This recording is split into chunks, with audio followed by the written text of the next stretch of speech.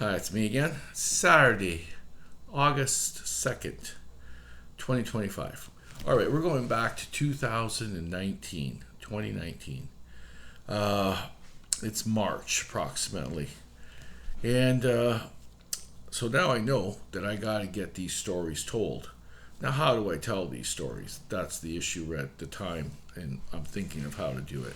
And I got till the 23rd, 2023, to get them done. And I only got to get to 40 to, that's what God asked me, or the angels told God to ask me. So now I'm going to try to figure out how I'm going to do that. So I try talking into my phone, and it puts out the letters, and you have to read it back to yourself. That was too much time consuming, and it was just, I didn't like it at all. So then I tried audio on my cell phone. And then I found out that no, that didn't work either. So then the angels came to me. They saw my frustration and this and that, and they says, "Listen, well, there's three people that want to help you do this, and only one is going to be successful." And I said, "Which one?" And then they didn't tell me. They said, "You'll know when that person is coming." And I said, "Have I met the person before?" And they said, "Yes." And so I'm waiting for this person to show up to help me do this as well, which kind of gives me time, right? That's what I figure. But the angels are like, no, no, no, you already know this person. They'll ask you again. They've asked you in the past, and they will ask you again. And then you say yes. I said, well, when that happens, I will. And they said, I'll know the person. So, anyway, we're getting close to my mom's birthday. It's April 10th, and she wants to talk to me. I'm born the same day as my mother, April 10th. So I proceeded to go talk to her and stuff like that, and it was just her and I. And it was like the day before her birthday and my birthday. And she said to me, she says, don't forgive your oldest brother. No, she says, forgive your oldest brother, but don't forget, the way he's done to you and how he's treated you. And I said, well, Ma, he's only wanted wealth from me. I don't have much wealth anymore. And she said, well, he'll hurt you in the heart.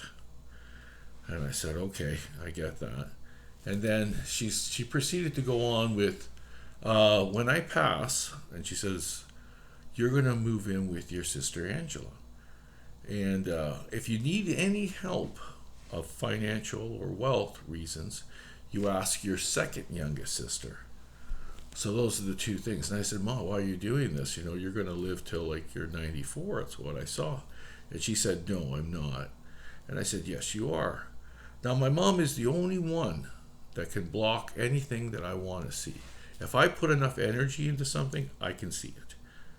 And don't worry, I put a lot of energy into seeing that. That was the time when I was in Italy, and those three relatives asked me to tell them when they were going to die. And at that time, I checked out my mom because I was scared.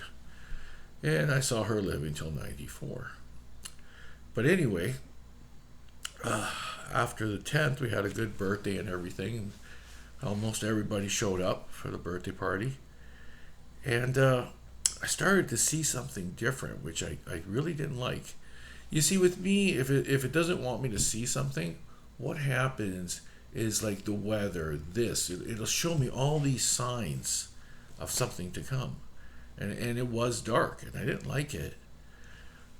So about a week after her birthday, maybe 2 weeks approximately, we had to take her to the hospital. She fell off her bed. She didn't break anything, but there was other complications. And we had to get an ambulance and everything. And she ended up waiting at the hospital due to staff shortages and everything at the time. And, the hospitals were pretty bad in 2019. And so she had to wait 2 weeks for a bed. And by the time she got into a bed, it was already May, and she went into a coma. Now, as much as I would love to have saved her, there's nothing I could have done. I tried every power magic that I have. Anyway, she was in a coma for about 2 weeks. And then the family just decided that they were going to unplug her. I didn't really want to do anything like that, but there's 8 of us or 9 of us, and they have to all decide how they want to proceed with this. I also told all my brothers and sisters, if I can move a little toe, don't unplug me. I will come back. I don't want to die. I will. If I can move anything, if you see anything moving on me, don't unplug me. Anyway, she passed away May 9th, 2019. I thought it was May 8th, but it's May 9th. Something to do with the 8 and 9 there gotten me flattered. Just, it got me. It really got me. I loved my mom, and it hurt a lot. I ended up seeing a psychiatrist for about 3 months because I lived with my mom my whole life. And, when you lose someone you love and you start grieving, it's very difficult. Anyway, my insurance paid for the psychiatrist. I only had to pay 10%. And after 3 months, he's like, listen, man, you're not a menace to society. You don't destruct property. You're not causing anybody harm. Your grieving is on your own. It's been 3 months. Sure, you missed your mom. She was 86 when she died, 86 years old. I know she's born the same day as you, and I know that hurts a lot. But, you're going to have to live with this pain the rest of your life, which is true. And so I stopped seeing him after that. And he said, crying is not bad. I haven't cried really a lot since my mom died. I think once at my psychiatrist and once at my doctor's. That's about it. But anyway, to go on, one of the things, my other thing my mom said to me, she goes, don't forget, I think you're saving these girls one at a time from hurting themselves or destroying their lives and getting them into a better place in their lives. Again, my father says, doing that, you're destroying your own business because then they won't need you anymore. Both parents were right. What do?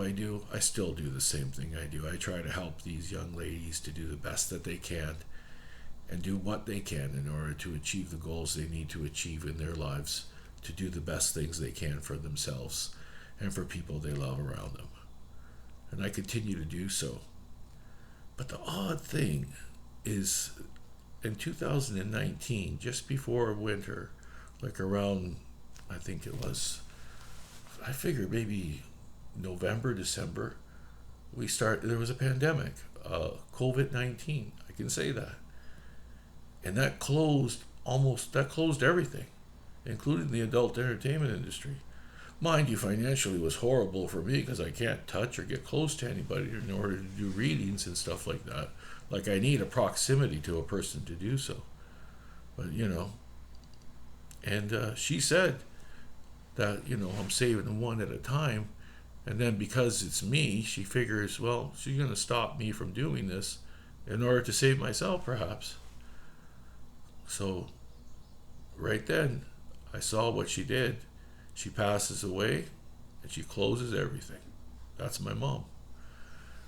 And I thought that was wild. And COVID hung around for like 2 years, maybe 3, and they're still talking about it today. Yeah. Well, that's my story for now. And then we'll get back to how I find this person that's supposed to help me, or that person finds me. All right, bye. It's Birdy.